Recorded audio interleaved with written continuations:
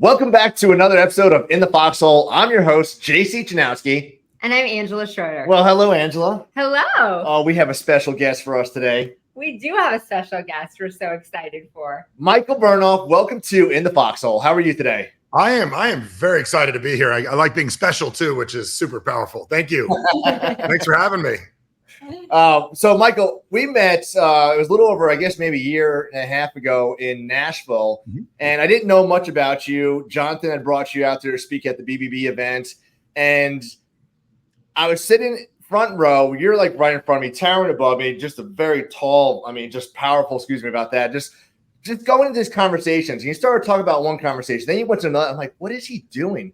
I don't know what he's doing, but I'm listening right now. And I'm like, just go back to the story about the hockey. And then you go into the other thing. And it was probably the most engaging conversation I've ever listened to because just the way you delivered it.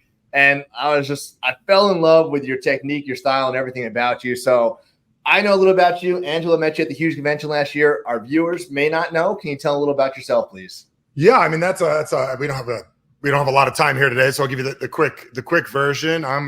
I think in the outside world, they would say like he's a speaker, he's an author, he's a coach. That would be like little like marketing terms you'd use. Really, what I'm really excited about, what we're up to in the world right now is we have found how to show human beings how to communicate with each other, how to interact with each other, whether it's sales, entrepreneurs, parenting, on how people could have conversations, grab people's attention, lower resistance so people can get along, they can sell stuff, they can be happy to buy stuff. And on top of that, bringing back, I'm a Gen X person, like real, true conversation amongst people, and they love having it, whether it's online or offline, truly how people can connect. So I'm obsessed with the human mind. I'm obsessed with what makes people do the things they do. So it's communication with others, but also how we communicate with ourselves. And that's where all that ADD form communication I threw at you, you said you loved, is what I was doing at the beginning. There's the quick version. Love it. And you do a lot of in-person events. I know a couple of our close friends they attend them. And friend Jeremy said that he went to one where you just did not stop. You were on stage the entire time. And like he was getting tired and you're still on stage full of energy. It's just insane how much energy you can deliver at a maximum capacity to your audience. I love working with your friends, your community, and because at the end of the day, working with the service industry or businesses that work directly with individuals in their homes and help people with their lives, I love that. So a guy like Jeremy, and we just had another group of them come through our HIT program recently. I truly believe you do not need energy when you're doing the thing you really love to do. Like when you're working with somebody I was talking to Tom Mello about this the other day. I said, when you actually love what you do and you communicate with people and you're doing what you're supposed to be doing in a way that you do it, you can go forever. Where we get tired is when we worry about stuff, when we're like, am I doing a good job? Are they going to like me? Am I worried about the bills? All that stuff. So learning how to get past that is beyond powerful. So yes, we go on and on because we love it. I feel that, and when I do some speeches on things that I'm very passionate about versus things that I'm not too excited about, completely different energy in the room. So it's radically different. And I truly believe that no matter who's watching this, and you have an incredible audience. I've been taking a look. I've been watching your events, see what you guys are up to. Plus your presence, both of you individually and together, is incredible, which a lot of times it's only together. Together you multiply, but individually you guys are just rock stars with what you do. And I truly believe when a human being is on purpose and they do what they do, a lot of times it takes us being in business to realize one day this is the thing we want to be doing. And after a couple days, weeks, months, and years, I've been doing this.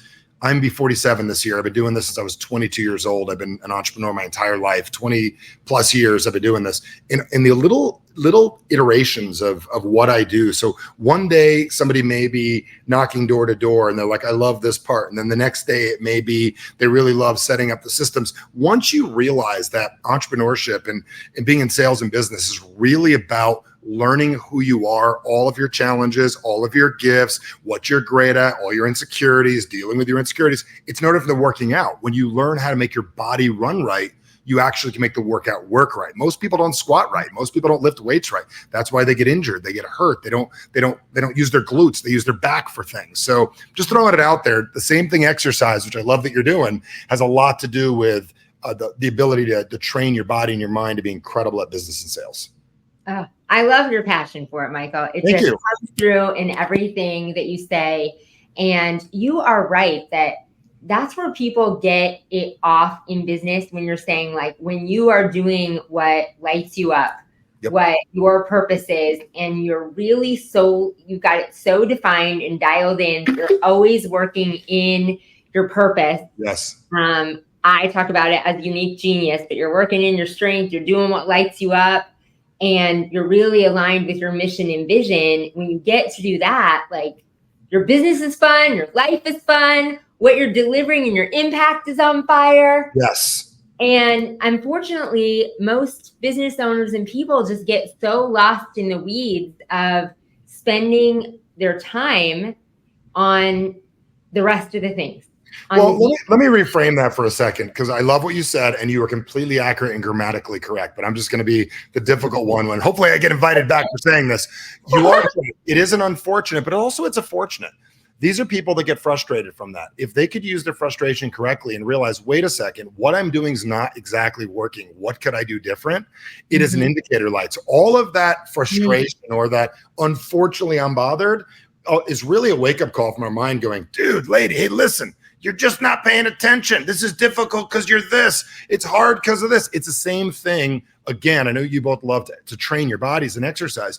If you're doing pull-ups and all you're doing is using your arms and not your lats and your back, you are truly going to get burned out. You're not going to be good at it. You're going to throw your shoulders out. So what people have to recognize, if they're trying to muscle their way through business, there's a little indicator light that's going off. Like, hey, listen, buddy, we're not as confident as we need. We might want to work on that. You know what? They're not listening to you the way that you need. You know what? Just because your mom said this doesn't mean it's true. So I truly believe business introduces us to ourselves. So I will take your unfortunately and say, yes, that is accurate. But I also say it's fortunate for some people that realize, shit, I got to grow. I don't know if we can say shit, but I just did. Forgive me. Yes, you can. We approve. I have these notes because I love those analogies. Like, it's an indicator light. And if you can think of it as your visualization of like a pull-up that, we're trying to muscle through. Yeah, and that's what a lot of people do. They're like wondering, like, wait a second, why is this so hard? Well, it's really hard because the way you're doing it is hard.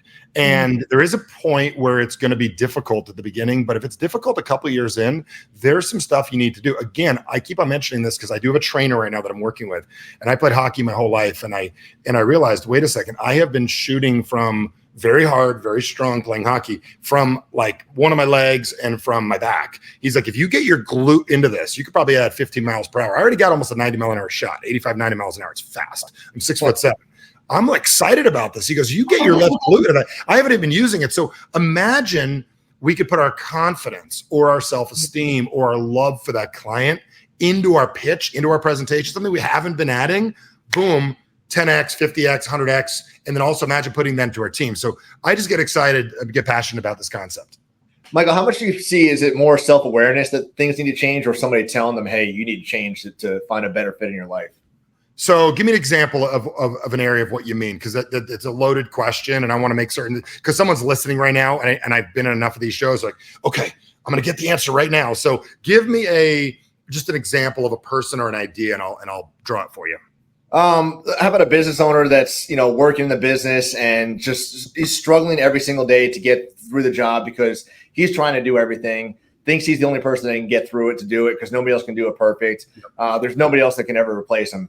So it's only him, and forever will be him until he realizes something needs to change, or somebody said, hey, you're not the only one that can do this. Yep. Well, let's call that phases. And the reason I'm going to call that phases is at the beginning, you have to believe that. You're going to have to conjure. Now, you don't have to. Have to is a tough word. But at the beginning, if it's just you didn't have two parents that were entrepreneurs, mommy and daddy didn't run big major corporations that taught you how to leverage time. You didn't have, Dan Martell wasn't an uncle. Does that make sense? I use him as an example. He was in the office the other day, and he was telling you, get your time back. I don't know if you guys love Dan, but I love the get your time back.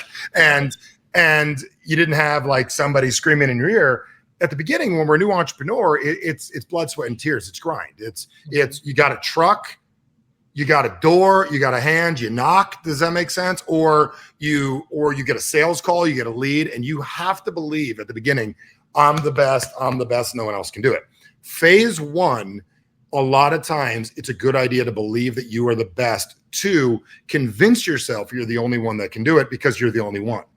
If you choose to develop a team, you're going to have to change your psychology on that. So you're also going to have to realize what I did served me. No different than when you're single. There's a way that you be single and there's a way that you be relationship. And then other people got their own weird thing they do. That's not my thing. Do you know what I'm saying? But what's interesting is when you do single, you have to it's all about you. It's not about them. And then when you do relationship, it's that. So I truly believe most people have not realized in a relationship, it is about building up another person to be their best. So if you tell somebody either physically with your words or with your actions that you were the only one and that they cannot do it, that is a challenge. So at my last event we just had last weekend, it's not an event, it's more of a certification. We teach something called human interaction technology. We walk into situations and go, you know what? I would say, Angela, I'm going to teach you this and you are going to get good at this pretty quickly. And the reason is someone like you, whether in the next days, weeks, and months, this is going to get easy for you. Most people want to go, it's freaking hard. You got to call your for sale by owners. You got to make 1,000 dials. It's going to be hard because we applaud the shit we went through. So I did Hell Week. You don't get it. I did Budge training. I didn't do this. So just make sure I'm just telling you, I'm not a Navy SEAL. And I've been through Hell Week with the fraternity in college, but I never did it. But what I'm getting at is people I've been through hell. I've done 1,000 dials. I've done that. What you want to say is I've went through hell. So you don't have to go through as much hell. You could just go through the first couple letters, he, and if you want to go through she, you can, whatever it is you want. But the point is, I bring that up because I truly believe a lot of people want to honor their success. You don't need to do that. So I truly believe that's where, JC, most people go wrong, is they want to feel powerful and you don't get what I did. Look how great I am versus, dude, do I want a life or not? And if you want a life, you're going to have to realize this person's going to be faster and better than you are. And the reason is because they have you as a coach. That's great. Oh, that is all powerful. Yes. And we could talk all day on this path with you. I'll talk about whatever you want. I blocked off the time you said block off. So whatever you want to talk about. We do want to get to some in the foxhole moments, but first, before we do that, let's hear about a win that you're celebrating, either in business, life, or any win. That's a good question. And I normally would have answered it differently, normally meaning a different day. I just came out of, again, that course we did for 4 days. We had an incredible program. And I, like everybody else, still walks into these things confidently nervous, meaning I hope it works out well, but then I have to flip a switch. Absolutely incredible. The event was absolutely amazing. Here was my favorite part.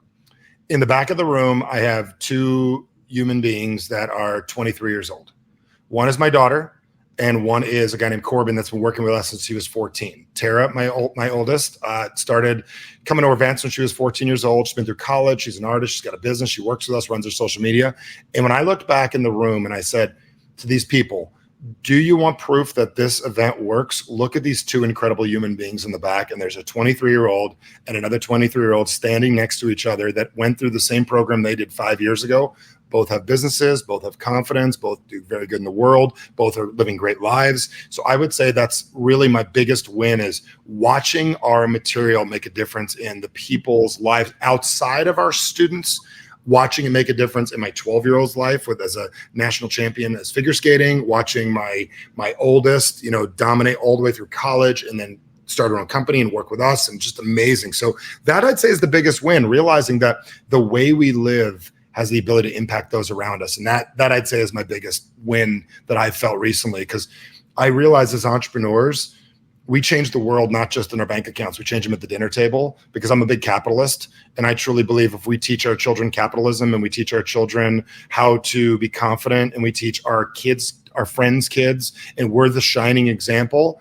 I realized the other day, I love my parents. They're amazing, but they were not the entrepreneurs. They were hard workers. I always admired the other friends of mine whose parents had that life, and I looked up to them. I realized I get to be that for my kids and their friends. And that was a big win, and not out of ego, out of it worked. I did it. I'm now what I said I was going to be, the example for other people. Love that. And I got to see that picture last week, a couple weeks ago, with your daughter with all those awards. Medals. Yeah, that's the 12-year-old. The 23-year-old, she's got her own set of awards. It's crazy, because when a lot of us stop, we don't realize that the same things we're teaching, let's say you guys had the amazing sales conference you guys did. people need to learn sales. Kids need to learn that at school. So if you're dealing with children or you're dealing with your teams, I hire a lot of young people too. I got 2 young guys out there that are 19, but that's another big win. A lot of people give up on that whole generation. I believe there's some great ones out there. I believe that there are some pain in the ass kids and maybe they're a little privileged, but there are some amazing, amazing ones. We've got a couple of young kids under 20 that want to kill and dominate like we did when we were younger. Well, when you said that, it just, your win gave me chills, because that's really what it's all about. And that's our mission as well, is, the lives that you can impact, the lives that we have the opportunity to impact, and how you can do that with everything that you do. And I love the reference to kids, because I have always been that. As my kids were growing through college, and now with the girls, of that mindset that's completely different, that there are people who exchange time for money, and this is all the money they'll ever have. Like that's what you have a budget, and you can do things or you can't do things. You have to make a decision based on that. Or you can choose this life that you can have anything you want. It's up to you to create, and you can go after and choose, hey, I want this and I can do this. And it's just a completely different mindset that I think, like, you're right, you miss with kids. It's so often like, what do you want to do in life? And it's like, what do I enjoy? What's the thing I want to go to college for? Of like a skill set, instead of that mindset of, what do you want your life to look like? Do you want to be able to design your life? I don't think a lot of people really realize that they can do that. Like, I see this in a lot of people listening right now. Like, if you're in the phase where you call it the struggle phase, I'm just going to call it, you've got to level up. You're like Mario, and I'm a Gen Xer. So you're Mario, and you're like little Mario, and you got to eat a mushroom and go big Mario. It doesn't mean you guys got to go on a mushroom journey, but you got to go from like Mario to big Mario. And part of it is, you may be listening right now and you're like, well, Michael, how does this help me? You got to remember, I imagine this is easy to picture these days. We know that we're being watched at all times. We know that somebody's listening to this, watching this, just even from AI, not even like a weird conspiracy. I truly believe somebody's watching us 24 hours a day, 7 days a week. And if you know that, you got to realize there's 2 people watching. One, people like watching to find out what's wrong, but other using you as an example. So when you get up early and you work out, you eat correctly, you put down the donut and you eat the eggs or whatever it is you do, and you make the calls and you push extra, there's somebody waiting for you to give them permission. Even the biggest introvert in the world is saying to themselves, like, I'm out there, and they're giving permission to someone else. If you're 50 pounds overweight, you're showing people that's okay. If you're not making enough money, that's okay. So I saw this couple. Last thing I'll say about this, I was in Del Mar at this hotel called the Grand Del Mar, fancy hotel. My wife took me a couple of years back, and I saw this couple at the pool. This is my biggest motivating factor. We're staying in a fancy suite for about a week. And then I see this couple there, and they're staying like next door to us, couple doors, like 75 years old, but they're in great shape. They love each other. They've been married like 45 years, whatever. They're all happy. They're doing their thing. And I'm like, hey, what's going on? They're like, yeah, we're staying here for 3 months. And I'm looking at myself, and I know the price a night. It is a month's salary for most people a night. Do you know what I'm saying? And they're staying for 3 months. And I'm thinking, that's them. That's what I want to do. I want to get to a point where I don't have to be anywhere and do anything down the road. I don't need a Ferrari and a beach house, whatever. I just want to do whatever the hell I want to do. Do you know what I mean? So that's the reason I say that, is that couple has no idea that the way they live, I admire, and it's jammed in my psychology that one day we're going to be there, and I'm excited. I've had so many of those moments in my life where I'm like, wait, I'm here. I did it. Like, I knew, even Angela, when we showed up when you were at the booth that day, you said the podcast, I knew we were going to do this one day. So like, that was August of last year. Huge. You'd mentioned it. I knew we were going to do this. I had no idea when or how, but boom, we're here. So I'm just throwing that at you all. People are watching. If not, pretend it's Mark Zuckerberg watching you. You're on a call. Do a great job. Go for the sale. Somebody's watching. Your next person, just they're watching. So anyways, that's just the thought. Uh-huh. All right, Michael. So a lot of entrepreneurs out there, they're struggling on Pain Island. They think they're the only ones going through hell, their business and life. Social media is all about the highlight reels. We like to talk about the anti-highlight reels. You've got 25 years of experience as an entrepreneur. Yep. Can you talk about some times in business where, it's tough? Maybe you want to quit. Maybe you want to maneuver, change your direction. Or how did you get out of that? And who was there with you, if anybody was there? Okay. So at the event we were just at, we called this the orphan stage that all of us go into a business at the beginning, which is where like nothing works out. You're all alone. You're by yourself. Maybe even your husband and wife doesn't believe in you. The banks don't believe in you. You don't believe in you. Your team doesn't believe in you. Your truck doesn't freaking work. Okay. And the gas runs out and then the muffler goes. I mean, everyone's got a problem. So what I'm getting at is When I first got started, I don't have that whole story of like being like this tragic story of like being broke. I had to go broke because I grew up middle class, so I didn't have the struggle in me. I truly believe everybody needs to go through what I call the orphan stage to become a resilient person. And I truly believe that the first stage of business is resilience. Are you willing to learn resilience in yourself and then learn to ask for help? So if I were to go to my stories at the beginning, I mean, it was hard. I mean, I probably shouldn't say these things out loud, but I'll tell you, I remember realizing that I did make enough money, but I made enough money in like 6 months to pay for 3, which I was always like 3 months behind on everything. And I would send the cable bill to like the internet bill, like for the phone. Cause I'm so young that when I was making cold calls back in the day, we had to pay long distance. So my bill was like $370 a month and it was hard. And I remember sending the phone bill to the electric company and vice versa, just to buy me 3 more days for them to call me and go, oops, I'm sorry. Or even maybe putting another number at the ATM as I put the envelope in because I needed the deposit. I always took care of everyone. I always paid my bills, but I needed like a minute. I called that like an envelope loan I'd give myself. Like I would put in a check and I hope to God it would clear 2 days later and then I'd buy the time. So I remember struggling really bad at the beginning. Like I'm talking title loan on my car, 180% interest, and the guy knocking on the door and having to negotiate with him. And I would tell you what really changed for me is I did that for about 1.5 years, and I went through relationships and everything. And I really was going to force myself to figure it out myself. Cause for some reason I was stubborn and I'm like, I'm going to figure this out. And it wasn't until I really said, I believe there's somebody that knows how to do this better than me. I don't know who they are, and maybe it's okay to listen. And I was never really good at letting people help me. And where the change came in, and this is back when I was in direct sales, as I was starting my career of doing this. I think that the big difference was I had to do 2 things at once. One is I had to survive, but I also had to choose to get better. And I believe my business plan, if I would have went down to the bank at the time and they go, what's your business plan? I think I would have said survive. And then I quickly realized, wait a second, I can survive and get better at the same time. And I think I got so addicted to survival, I got off on it. Like I realized it was like the 27th of the month and I'm like, and I was really enjoying it. I was enjoying and a lot of people may be dealing with this. Like I got to get the bills paid. And then I'd get the sale at the end of the month. And then I realized I was playing a game with myself. I was actually feeling like a hero, like a warrior at the end of the month because I could pull it off. I'd get my check, like a real estate agent, I'd get the check from the title company. I'd get my $3-5 grand or whatever. And then boom, I would be good for another 3 weeks. And I was actually enjoying the struggle.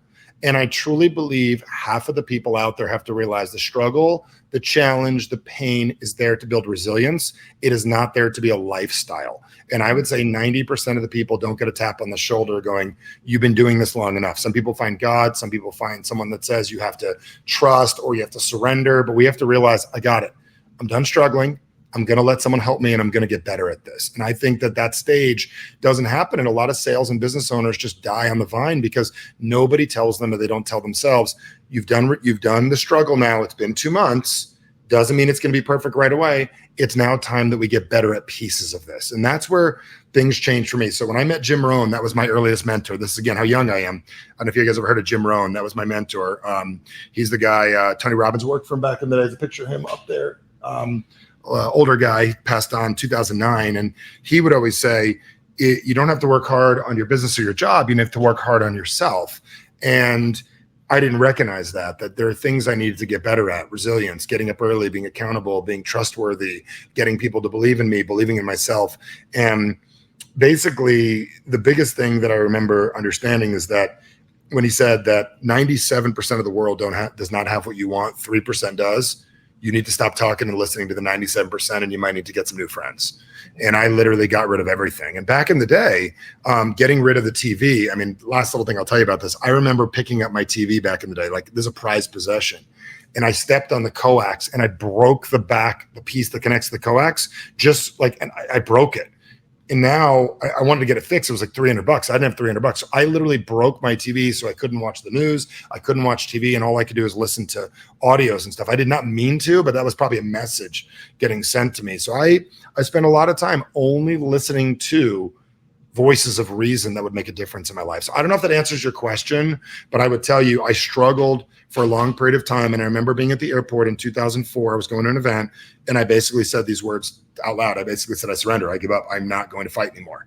I'm going to be good at this. And in those moments, whatever you're surrendering to yourself, to God, to light, to sound, to horses, you like crystals, you want to go play in Sedona, I don't care. But what I'm getting at is whenever you stop that plan, anyone watching this and like you don't want it to be hard anymore, that'll be a choice. And stage 2 after making it hard is you're gonna have to let somebody help you.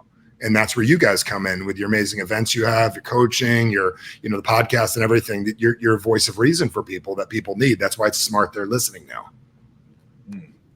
Oh, I love that.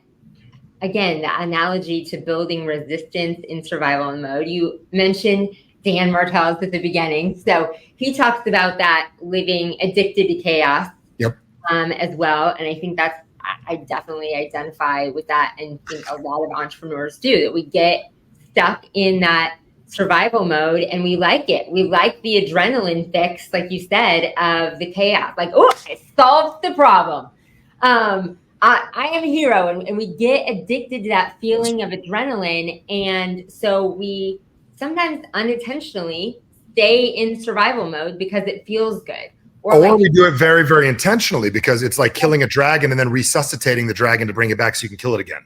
So we feel like, look at me, I beat round 1 of Mario one more time. You're 48. You don't need to beat round 1. You've been playing since you were 8. Shut up and play a better game. Funny. Oh, I like come up with the shit as I go along, so you won't catch us on another podcast, special for you guys. Get out of level 1, but it's true, and you might get better in your business, but you're just repeating the same cycle. You're like stuck in that level 1. Yep. Like Dan says, you create new chaos in your life. Like you just create new problems in your business. You blow up your personal life. Because you want to keep being in survival mode. And I haven't heard it described like that. Of like, let me add one little thing to this, not to cut you off, and add one little thought that you're going to love. Yeah. This is something I taught this weekend. It was very powerful. You're always going to have challenges and problems. Let's pretend they're not. Let's just all honestly admit we're always going to have challenges and problems. We always are. There's no way around that. It's no different than we're all dying of a terminal illness called birth. We are all going to die. Do you guys get it? It is going to kill us. We're all going to die. Let's accept that. So if you're going to have problems, you might as well have useful ones that are worth solving. And a problem of not being good at sales is not a useful problem, okay? Or a problem of being insecure is not a useful problem. We need to solve the unuseful ones and make bigger ones. Like, how do I do blank? So what we've got to realize is we have to recognize we're always going to have a problem. We might as well get one that solving it is more valuable to us. So if we are addicted to this, we should have useful ones. Now, not one so big, like how do I impact 1 billion people, right? But a better problem is like, how do I be the best example I can for my family? It's a great problem to solve. How do I be a person that helps 3 to 4 people not have to go to work anymore? Boom, great problem, right? Not how do I get myself to pay the bills, right? We've got to figure these things out. So I just want to think, if you're always gonna have a problem, find one worth solving that has a great reward afterwards. That's a good way of breaking it down. And changing the look on it. Yeah. Because we are always going to have problems. And what are we going to lie to ourselves and say life's, dude, those people on the beach, they had a problem. The people at the hotel, they had a problem. They're getting older. They got a problem of like where they're going to eat for dinner that night. Like they got investment issues. Maybe one week they're getting 7% of the money, one time 15. I don't know. We're always going to have challenges. We might as well have ones we enjoy that we picked, not ones that picked us.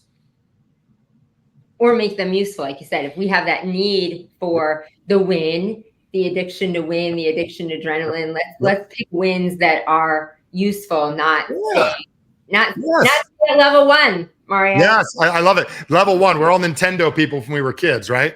So level 1 problems, get to level 2 problems. That's the key. The obstacles are different there. Yeah, they're different. Different things to jump over. So, Michael, if you don't mind, I'd like to talk about some of your courses and your programs you have out there, because I know you have several different ones. Jeremy's talked about going to one. And we have a friend, Mitchell, who just went, and I believe it's Mitchell and Brandy. They're amazing. Yeah. Yes, and just the energy. I could see the shift since when he started with you. Can you talk about the different types of programs that you offer? Yeah, so we don't have level 1, level 2 program. A lot of people have, like, I got the platinum, I got the gold, I got the silver, I've got the advanced, I've got this. we work with people like on the pieces of their life that they need to work on. So everything that we do comes down to one very simple word: communication. It's not sexy, but it's everything. And here's the belief we have: if you change the way that you communicate with you, to you, and to others, they will change the way that they communicate to you and about you to others. So that's great for sales. Number two is, if you change the way you see you and that you see others, they'll respond differently to you. And if you change the way you feel about yourself and you feel about others, things change. So everything that we do is based on how the mind works. So we've got programs that in the outside world are about how to get people to take action. But more importantly, they're truly how to own your emotions, your thinking, your ability to picture things and explain things to yourself and others to get you to take the actions you need in your life. The second classes we have is our core influence programs, are really about how we influence ourselves and others through language.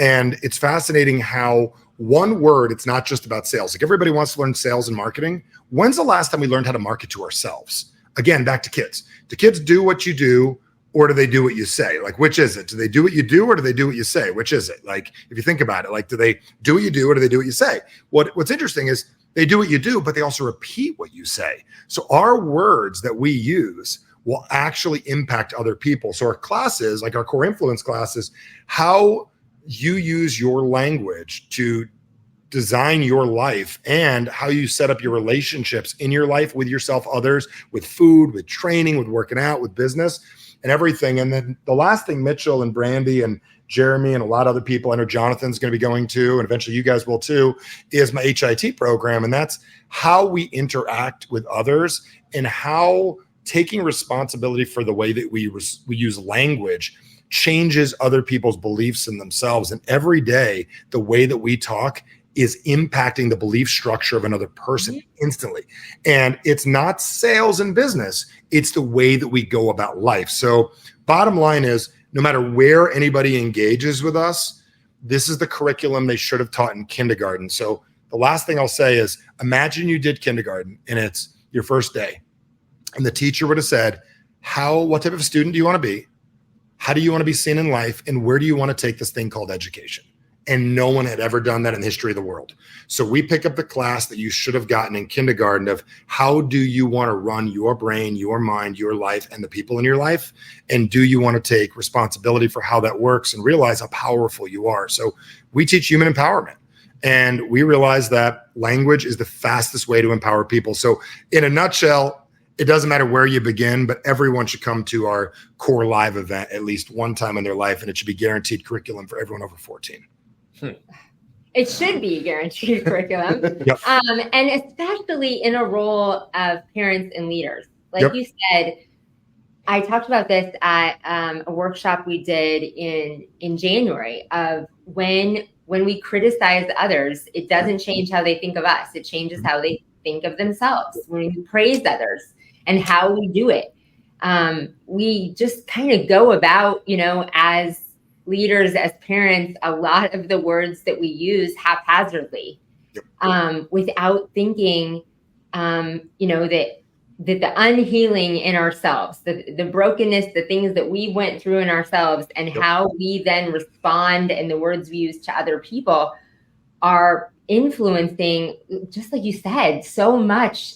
Generations, cellular structure, the way people live. So if you got to remember the way the unconscious mind works. My grandma used to say to me, she goes, the gossiper is not the one that's sinning. It's the person that listens. So if you give an audience to a gossiper, then you actually allow the gossiper to go on and the gossip to go on. Number two is your unconscious mind doesn't know who you're talking about. So if I say, I'm going to use a gestalt, you're stupid or you're not good at this, my mind thinks I'm talking to myself. We have no idea there's other people in our lives. So our unconscious mind programs everything through our own filter. And if you don't understand that, I can just tell you very quickly, in order for me to understand not being good at something, I need to then remember I wasn't good at something, which is not healthy. So every time we criticize, give someone a hard time, say something, it's almost like with a weapon, we need a concealed carry. We should take some classes to see if we're safe with it. With our language, it's the same thing. It's violent language, and it's also powerful language, and it's very safe language. Yet most people have never taken the classes to learn how to use it correctly, and that is where they create the challenges in their life and in their relationships. I don't want to take my classes, but there you go. How important is it for, you have Brandy and Mitchell and Jennifer and Jeremy out there, couples going together, they're all bought in together. Yep. How important is that for it to be successful for somebody to go through this and be able to use it in life, to have that positive influence like me and Angela together, to be all in together? I'm just going to tell you, you and I both know the answer to that question. It's better than not. But I'm also going to tell you, if one individual needs to do it, you need to not make the other individual wrong for not. And the other individual will not turn and change until you do. It's about a 6-month period of watching you be different and not annoying them that will get them to come. So I have had so many husbands and wives that were resistant. I was the devil. Who's this Michael guy putting people in this trance that they can be more? And they watch a husband change. They watch a wife change. They watch someone not be annoying and transform and be an influence in their life. So we teach people how to lead in their household. So you don't have to be a husband and wife. You could be a single person. Like I went to events single when I was younger. Like I even started teaching this stuff. I didn't have a relationship. I've done this dating Deborah. I've done this married. We do it together. It's with children. So it isn't necessary, but gosh, if you can, this was our model change in our world a couple of years ago. We'll work with anybody. But primarily we focus on relationships with people with a family. And the reason is the fastest impact we can make is on a mom and dad, a boyfriend, a girlfriend, a couple of kids, whether they're joint household or not. If we can get teenagers to eventually become incredible young adults and we can get moms and dads, that is our focus over the last several years. And we have found the biggest impact in a household is when a 17 or 18-year-old boy, like my buddy Mike RC, came to this event a couple of months ago. You have to meet him as well. You'll love this guy. And he brings his 19-year-old and just texted me the other day. He goes, Michael, it's been 3 weeks since core. Julian and I are having the best conversations. There's no frustration. The best conversations. We understand each other now. The world isn't perfect, but man, we have a dialogue now. And I said, congratulations. Wait till you see what happens next. Oh, that's awesome. Just like in an earlier conversation, you said like our biggest impact happens at the dinner table. And that's where it really all begins and where we have the biggest impact. And you guys have taken that seriously in your programs. I think also as leaders, like if you are single or you have a family and you have teams with families, I watch a lot of people do this well. Go to dinner, invite your team out, let them understand what you mean by what you do. Tell them what you want for their family. Because a lot of times you get a sales guy and they're not on board and the wife is like, when is this going to work? Let them meet you. Let them meet you, take the family to dinner, meet the kids, take them to dinner, let them know what you care for. This is where I'm going to get John to get to. This is where I'm going to get Peter to get to. This is where I'm going to get Angela to get to. So as a leader, if you can put it out there, make a big promise to the husband or wife, it's going to force you to have to get that other the husband or wife to be better at sales and marketing. So if you're thinking that guy's not good, meet the wife. I know it scares you. Like, oh my God, they're not on board. Take them to dinner. Let them know what you want for their significant other, and then they'll get on board with you. That's a really cool technique. Yeah, build that culture within the company too, and they're bought in. Yeah. Going back to the Foxhole moments, you talked about one earlier on in your business, and we know as business grows and just gets bigger, the problems oftentimes can get bigger, not always. But so do you have another one later on, fast forward 15, 20 years in business, as you're still trying to grow or changing things around? So you're saying like that do I have now? A challenge now? No, or maybe more recently than the beginning. Yeah. So that was the beginning. That was the beginning moments. That was for the beginning folks. And then now, here's the deal. Like we're really good at things. So when I was writing my book, this was a very pivotal thing. So I knew that's the book right there. Okay.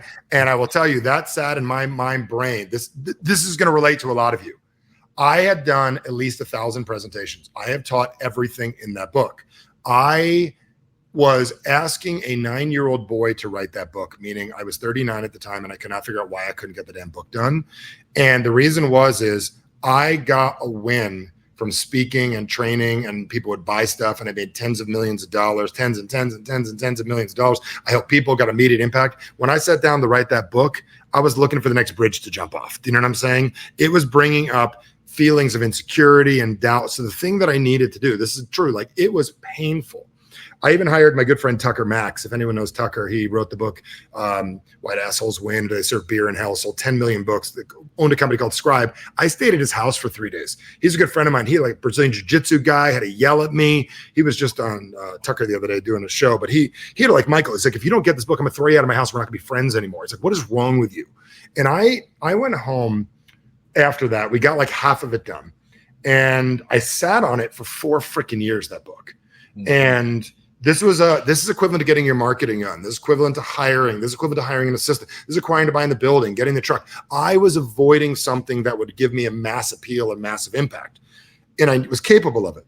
And then one day I'm on a podcast and I remember looking at this guy, Brad. Brad Costanza is his name. And I said, Brad, what can a 40-year-old guy do that's got a great wife and what could that guy do? Is travel around the world. He goes, I don't talk to that guy much. And then it hit me, wait a second. I have been using like a 10-year-old boy or a 9-year-old boy that was insecure in school and trying to prove a point that I can do it. Or I was using a 25-year-old business guy to run my business. In the last 20-something years, I've got my heart ripped out. I've gotten beat down. I've lost money. I've got stolen from. I've bounced back. I've made millions of dollars. I've bought buildings. I've done this. I've done that. I got a beautiful wife, 2 kids, travel the world. People look up to me. What can I do? And I realized, like when I said that to Brad, he goes, I don't talk that much. I was asking the wrong guy. So then I realized, what can the Michael today do? Not the one trying to pull it off to prove something. So that guy was smart enough to ask for help. So I remember going to my wife. I said, can you help me finish this? And the book was like 95% done. 3 days later, off to the publisher, 70,000 copies later, that book out there in the world. It sold 10,000 copies in a couple of days. And the reason I bring that up to you is not to tout, look what I did. I got through the challenge that I had because I was willing to let the person I am today, who I really am, not the person I used to be. Even if you haven't made it far in business, even if you're like still struggling, you've knocked on doors, you've called people, you've done things, you've made a sale, you've done things. Let that guy or girl make the decision. And I will tell you, I use that model a lot now to solve my problems. I ask myself, am I talking to Michael today, or is a little boy or little girl in your lives trying to solve it? And for me, I realize I make sure I really am talking to the person I am today, because if you make a list of all the things you've done, been through, solved, you did all of this, you've survived, you've made it this long, you should have been dead 50 times. Do you know what I'm saying? You should have died on your 10-speed. You should have died on your BMX bike. You put your finger in the electric socket. You've been through so much. You know, the kid should have killed you on the playground. You made it. What can that guy do? A lot more than you're doing today. So that was a big win for me, because that was a struggle I was having. And did it change everything in my life? No, but it's easier to write the second book now that I identify as an author. Well, that was a great share, Michael. And for the viewers listening, the book is Average Sucks. It is a great read. I've absolutely loved reading it. So definitely, if you haven't got a copy of that yet, make sure you do. Great read, great brand. Thank you. And your story of the book is something that is, I don't know, more tangible that we can all see in that, like, oh, it was hard to get out the book. But we all have these stories, right? We all have these places that we are paralyzed in fear of something. Yep. That we're dealing with a younger version of ourselves, or something that we're not getting past. There's a layer of our business. There's a reason we're not going to level 2. For something that we're scared of and can't get past. Yours seems identifiable because it's a book. It's a thing that was, going to get out in the world, and something was blocking you from doing that. But that's just a great thing to look at, of like, what are you not willing to do in your business? Maybe it's, the next hire, or buying the next truck, or what, something that you're not willing to let go of or take that leap to do. So there's always 3 people to talk to, I always say, and they're all you. And one is who you used to be, who you are, who you'd like to be. And I always look to that, and you should say, who should we counsel? I'm going to tell you, who you are now is probably not who we should counsel. We should probably counsel who you were and who you'd like to be. And really, you decide at that moment, who are you going to let make the decision? Because you and I both know that when you buy that truck, it is going to bring value to your business down the road. There's no question asked. But if you ask yourself now, I'd be worried now. But this is why we get worried, because we look at today's bills and we forget about tomorrow's income. Meaning, you got a stack of bills like this on your desk that are not open. Let's say these are bills, okay, and they're not open. And in your mind, you create $90,000 in payments that you need to make. What we do not create is the $150,000 we're going to bring in. So there's enough problems in the outside world. We do not need to create more inside of our minds. So I always say, draw a graph, future, past, or present. And I would let your past get beat up by your future. And I'd say, listen, little boy or girl, let me tell you how this is going to go down. I'm going to take charge. I'm going to do this. Not so far in the future where you're like delusional, but I would say 3 months, 6 months from now, you'll be happy you did it. And 3 months, 6 months from now, you are not going to be happy you waited. You're never happy when you wait. All right, Michael, how can people find more about your classes and your book and everything else about you? Yeah, averagesucks.com. That's where you find books, shirts, apparel, stuff like that. I will tell you, if you're in the service industry, you get one of these, people will stop you at the gym. They'll stop you. I'm just telling you. And then all you have to do is don't promote me. Just say, yeah, I got I'm above average window washer, above average alarm company. We just support being above average. I would say get a shirt and a book. No brainer, averagesucks.com. Number two, you can go to michaelbernoff.com, check out our website. If you want, I would say, the best thing to do, we just did something recently. We did I did something on mindset that's really cool that I believe that you guys will love. I think it was michaelbernoff.com/upgrade your mind. It's a free training I did. That's like an hour. It's how to upgrade your mind to think differently. You guys will love it too. It's michaelbernoff.com/upgrade your mind. It's my gift to you guys if you want it. It's how to upgrade your mind to think more effectively about everything you do. And again, if you want sales and business and that's what you're looking for, you talk to these two right here. If you want communication and you want to learn how to operate yourself differently, you come to me. Like, I'm not going to be your business guy. I'm going to make you run right. So the combination of the three of us here, you're watching, we're going to be like the combo deal. That's what I love about, the foxhole. It's really about how do you survive it mentally, emotionally, and also strategically once you get out of the hole and you go where you're going. So yeah, definitely get a copy of this and put one on your nightstand too. Remind you not to be a loser. It's good. My daughters wore the bracelet forever. And like, Dad, we didn't get in trouble for wearing this at school. I'm like, nope, just go it and we'll take care of that later.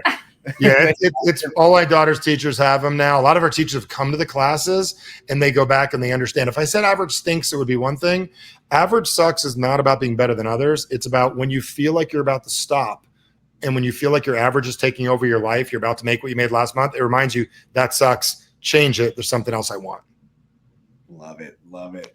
All right. Well, you called us out and said that you're going to be seeing us at one of your events. So I'm going to hold us accountable. Yeah. We're going to sign up for one of the events. So we'll get that going here in the next few months. Yes. But I appreciate it. Thank you so much for taking time out of your day. You have any parting words for our guest? I mean, here's the deal.